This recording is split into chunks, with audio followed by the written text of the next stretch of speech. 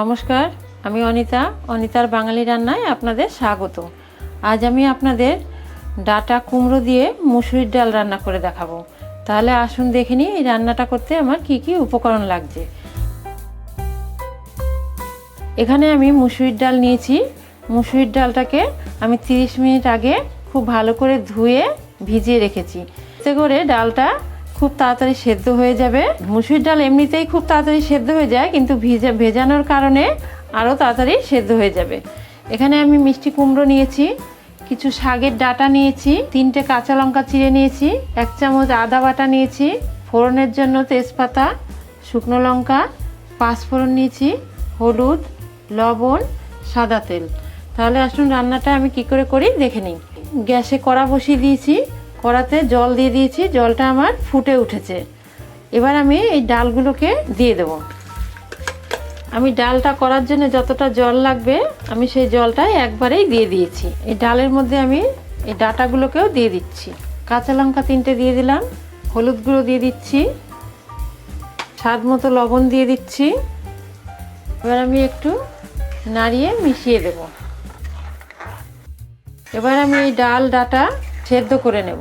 আমি কিছুক্ষণের জন্য ঢাকা দিয়ে দিচ্ছি, মাঝে মাঝে ঢাকাটা তুলে চেক করে নেব। এবার আমি ঢাকাটাকে তুলে নিচ্ছি। দেখুন আমার ডালটা কত সুন্দর সেদ্ধ হয়ে গিয়েছে।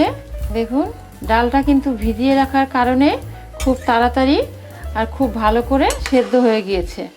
এবার আমি এই ডালটাকে নামিয়ে সাইডে রেখে দিচ্ছি। ডালটাকে আমি সাইডে রেখে দিয়েছি। এবার আমি গ্যাসে কড়া বসিয়ে দিয়েছি, কড়াতে সাদা তেল দিয়ে দিয়েছি।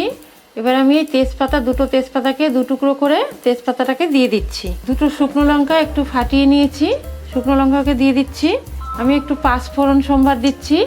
এই ডালটাতে 5 ফোড়ন সম্বার দিলে ডালটা খেতে খুব স্বাদ হয় আর দারুণ একটা গন্ধ আসে। এগুলোকে একটু নেড়ে চেড়ে ভেজে নেব। এবার আমি এর মধ্যে এই কুমড়োগুলোকে দিয়ে দিচ্ছি।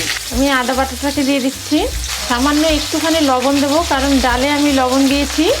আপনারা অবশ্যই লবণটা আপনাদের টেস্ট অনুযায়ী দেবেন। সামান্য একটু হলুদ গুঁড়ো দিচ্ছি। এবার আমি এই মশলার সঙ্গে কুমড়োটাকে ভেজে নেব। আমি সামান্য অল্প একটু জল দিয়ে দিচ্ছি, কারণ আদাটা খুব ছিটছে, তাই আমি একটুখানি জল দিয়ে দিচ্ছি। আমি 2 মিনিট একটু ঢেকে দেবো। আমি ঢাকাটাকে তুলে নিচ্ছি। দেখুন কুমড়োটা আমার ভাজা হয়ে গিয়েছে, কুমড়োটা খুব ভালো সেদ্ধও হয়ে গিয়েছে। আপনারা চাইলে কুমড়োটা ডাল সেদ্ধর সময়ও দিতে পারেন, সেক্ষেত্রে কুমড়োটা তাড়াতাড়ি গলে যেত। এইভাবে করে দিলে কুমড়োটা বেশ গোটা গোটা থাকবে, সেই কারণে আমি এইভাবে করে একটু ভেজে ডালের মধ্যে দিয়ে দেব। এবার আমি এর মধ্যে আগে থেকে সেদ্ধ করা ডাল আর ডাঁটা এটাকে দিয়ে দেব। আমি একটু নেড়ে মিশিয়ে নিচ্ছি। সমস্ত সবজিগুলো আমার খুব ভালো সেদ্ধ হয়ে গিয়েছে। আমি আর 1 মিনিট এটাকে একটু ফুটিয়ে নিই। দেখুন ডালটা আমার ফুটে উঠেছে। এবার আমি সব শেষে এর মধ্যে একটা ভাজা মশলা দেব। আমি এখানে গোটা ধনে, গোটা জিরে, তেজপাতা, একটা শুকনো লঙ্কা খালি কড়াইতে ভেজে গুঁড়ো করে নিয়েছি। এবার এই মশলাটাকে আমি দিয়ে দিচ্ছি।